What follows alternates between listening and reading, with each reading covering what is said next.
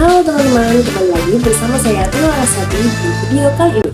Pernah nggak sih kalian dengar kata gender? Kadang orang salah kaprah menganggap gender sama dengan jenis kelamin. Padahal sebenarnya keduanya berbeda loh. Yuk kita bahas bareng-bareng tentang apa itu gender dan bias gender. Menurut NOK, seks atau jenis kelamin mengacu pada hal-hal biologis seperti hamil, melahirkan, atau menyusui. Itu sifatnya kodrat dan tidak bisa diubah atau bersifat mutlak. Sementara gender adalah perbedaan peran, perilaku, dan tanggung jawab yang dibentuk oleh masyarakat dan budaya. Artinya, gender tidak ditentukan sejak lahir, melainkan dipelajari melalui proses sosialisasi. Pernahkah kalian sadar kenapa laki-laki lebih sering dianggap cocok untuk jadi pemimpin daripada perempuan? Padahal kita sama-sama manusia dan bukankah memiliki hak yang sama? Apa yang terjadi? Ya, inilah yang disebut dengan bias gender, di mana ada kecenderungan untuk memilih salah satu gender dibandingkan yang lainnya berdasarkan stereotip masyarakat. Kita beralih bentuk bias gender. Yang pertama, ada marginalisasi. Ialah proses peminggiran atau pengurangan akses terhadap sumber daya. Misalnya, anak perempuan tidak diutamakan sekolah ketika biaya terbatas. Karena kebanyakan masyarakat beranggapan bahwa perempuan pasti berakhir di dapur. Dari situlah laki-laki lebih diutamakan untuk melanjutkan sekolah. Yang kedua ada subordinasi. Keyakinan atau sistem yang menempatkan salah satu gender, seringkali perempuan, pada posisi lebih rendah atau kurang berkuasa dibandingkan dengan gender lain. Contohnya, keputusan penting sering hanya dibuat oleh suami, sementara istri harus minta izin. Yang ketiga ada stereotip. Pembelaan atau anggapan umum yang dilekatkan pada laki-laki dan perempuan tanpa melihat kemampuan individualnya.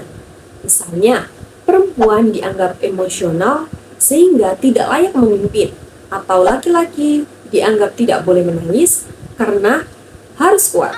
Yang keempat ada beban ganda atau double burden.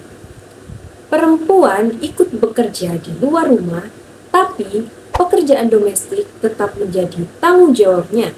Akhirnya, perempuan menanggung dua peran sekaligus, padahal tugas itu bisa dikerjakan bersama-sama.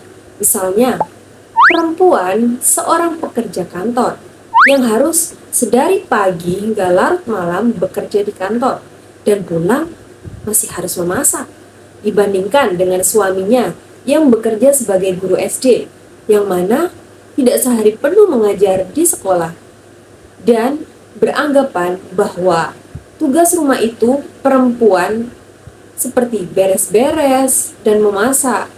Alhasil, suami ini berdiam diri di rumah dan menyerahkan tugas rumah ketika istrinya pulang dari kantor.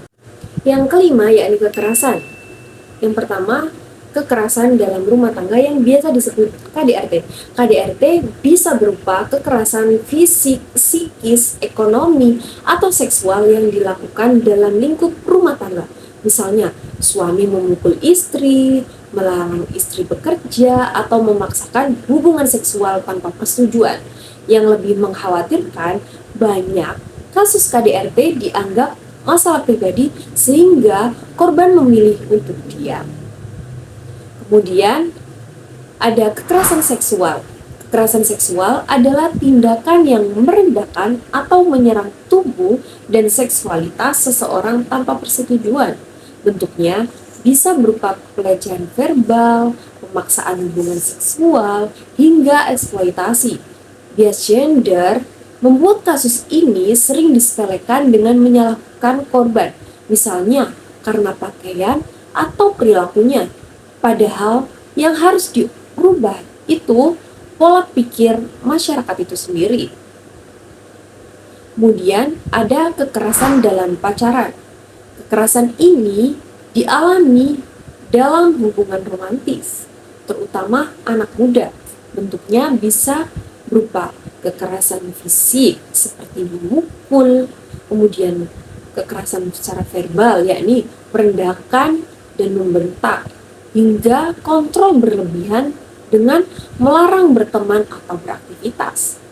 Banyak remaja menganggap kontrol semacam ini tanda cinta, padahal itu bentuk kekerasan yang serius.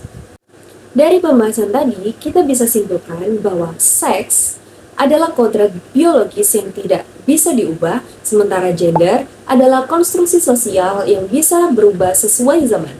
Gender dapat bervariasi dan berubah seiring berjalannya waktu. Dan jika tidak memahami perbedaan ini, maka bias gender akan terus terjadi dalam kehidupan kita sehari-hari. Sekian dari saya. Bye-bye!